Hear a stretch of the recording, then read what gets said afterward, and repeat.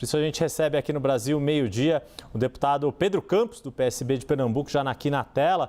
Muita gente vai notar a semelhança. Pedro Campos é irmão do prefeito do Recife, João Campos. Deputado, muito obrigado pela presença aqui e fiz essa brincadeira com o seu irmão, porque vocês dois fizeram um sucesso danado nas redes ali no Carnaval com a história do Nevô, mas queria ouvi-lo sobre o quanto o governo está conseguindo sucesso ou não nessa articulação para adiar a sessão do Congresso de hoje no Congresso e como que o senhor tem percebido as dificuldades ou os sucessos do governo Lula para conseguir construir a sua base e manter esta base no Congresso Nacional. Boa tarde, bem-vindo aqui ao Brasil Meio-Dia, deputado.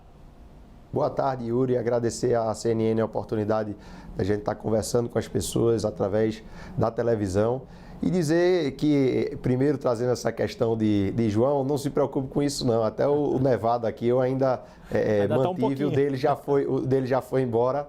O meu está indo embora mais cabelo do que o Nevado. Em relação à questão do governo, a gente tem a informação que às 15 horas será realizada uma reunião entre os líderes do Congresso Nacional, junto com representantes do governo, para que possa ser debatida essa questão da manutenção ou não da reunião hoje do Congresso Nacional, da sessão do Congresso, que vai deliberar vetos importantes, como, por exemplo, o veto da saidinha, vetos que foram feitos em relação à lei orgânica das polícias civis, e são temas que, independente do governo, são temas importantes para a discussão da nação. E essa questão da reunião é uma coisa que passa, sim, por uma articulação do governo, é óbvio, mas passa também pelo sentimento, tanto da Câmara dos Deputados como do Senado, da maturidade da discussão desses pontos e se é bom que esses pontos sejam pautados nesse momento. Então, isso está sendo conduzido. Em relação à questão da articulação política do governo, de maneira geral, a gente viveu um ano passado que, apesar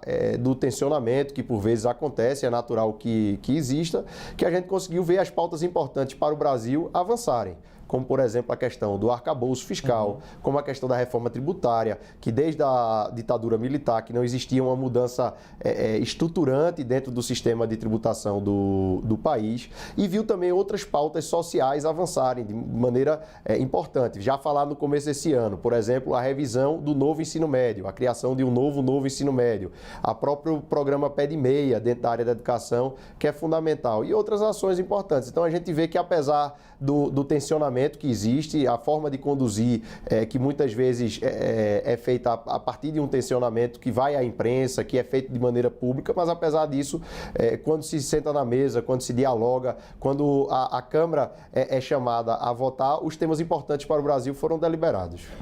Deputado, nesse aspecto, como é que o senhor tem visto o papel do PSB, que tem o vice-presidente Geraldo Alckmin, também ministro, tem outros ministérios importantes, como do empreendedorismo, com o ministro Márcio França, teve já o Ministério da Justiça na época de Flávio Dino, enfim.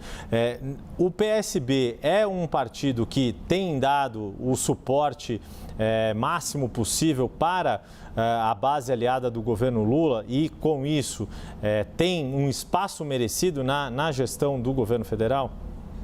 O PSB foi um aliado de primeira hora do governo do presidente Lula e antes mesmo do governo, da próprio processo eleitoral, trazendo o Alckmin, incorporando aos seus quadros a pessoa que mais tempo governou o estado de São Paulo e oferecendo ao presidente Lula como um vice para construir essa frente ampla. E aqui no governo também tem ajudado, tanto nas funções que cumpriu, eu vou citar aqui alguns exemplos objetivos, o trabalho que foi feito pelo ministro Flávio Dino, pelo então secretário executivo Capelli, que depois assumiu aqui como interventor do DF, como também interventor, no caso não interventor, mas interino dentro do GSI, foi fundamental naquele processo do 8 de janeiro. O trabalho que o ministro Márcio França vem desenvolvendo hoje é fundamental para que o governo Lula possa expandir as suas políticas públicas e dialogar com os empreendedores do país. A gente teve nessa semana o lançamento do Acredita, que é o governo federal dizendo que acredita no empreendedorismo, que dá crédito ao micro e pequeno empreendedor. Então é um passo importante. Então essa participação do PSB se dá na defesa do projeto projeto do governo do presidente Lula, que foi fundamental para a estabilidade democrática do país e também na ajuda para que o governo dê certo. E essa ajuda é na luta que a gente trava no Congresso Nacional, essa ajuda também é na construção de alternativas. Essa questão, vou citar aqui mais uma vez, a questão do programa Acredita. Eu acho que é um marco dentro do governo do presidente Lula, porque o governo do presidente Lula resgatou muitas políticas públicas importantes, a maior delas voltada para as pessoas que mais precisam. E no Brasil, quando a gente fala pessoas que mais precisam, a gente tem que falar em CadÚnico, a gente tem que falar em beneficiários do BPC. E o Acredita é um programa que fala para além disso. É um programa que fala para todos os microempreendedores do país, para todo mundo que é MEI, dê a oportunidade de renegociar suas dívidas através do Desenrola, através do Procrédito 360, obter crédito. Então isso é ajudar o governo também, ajudar o governo a expandir suas políticas, a executar suas políticas e ajudar o governo também no diálogo com o Congresso Nacional. Deputado, bem rapidinho, antes de eu me despedir do senhor, como eu falei, queria falar também de eleição com o senhor. A gente estava conversando agora há pouco com seu conterrâneo, Antônio Lavareda, sobre o papel da polarização nas eleições municipais, principalmente nas capitais.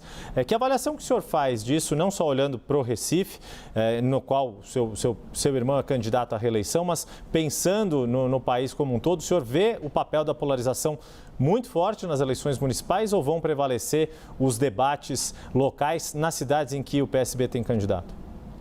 O tema principal das eleições municipais devem ser as questões locais e principalmente quanto menor for a cidade. Quanto maior é a cidade, mais entra essa questão do debate da polarização e também acredito que a polarização deve entrar mais forte num segundo turno. No primeiro turno você acaba preservando mais o debate da cidade, preservando o debate das candidaturas que são postas. Imagino que no segundo turno de cidades grandes, até porque o segundo turno só tem cidades maiores, a polarização vai cumprir o seu papel também, até porque o segundo turno é aquele momento onde você escolhe mais em quem você não quer votar do que em quem você quer votar. E essa questão tem que ter esse cuidado, e eu acho que é natural, as pessoas têm o direito de decidir como é que elas vão votar nos seus candidatos, mas o fato da polarização não entrar no debate do primeiro turno é importante porque dá espaço para se discutir as questões da cidade, como é que está a educação, o avanço das vagas de creche, como é que está o atendimento nos postos de saúde, como é que está a manutenção da sua cidade, se tem buraco na rua, se não tem buraco na rua, como é que está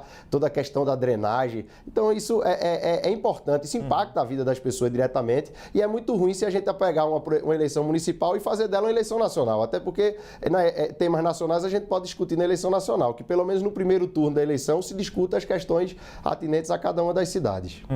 Esse é o deputado federal Pedro Campos, do PSB de Pernambuco, também passando pelos estúdios da CNN em Brasília. Deputado, muito obrigado pela entrevista, pela disponibilidade, uma boa tarde por senhor e, se tiver sessão do Congresso, boa sessão, se não tiver, boa sessão na Câmara mesmo assim. Um abraço, até a próxima. Abraço, muito obrigado.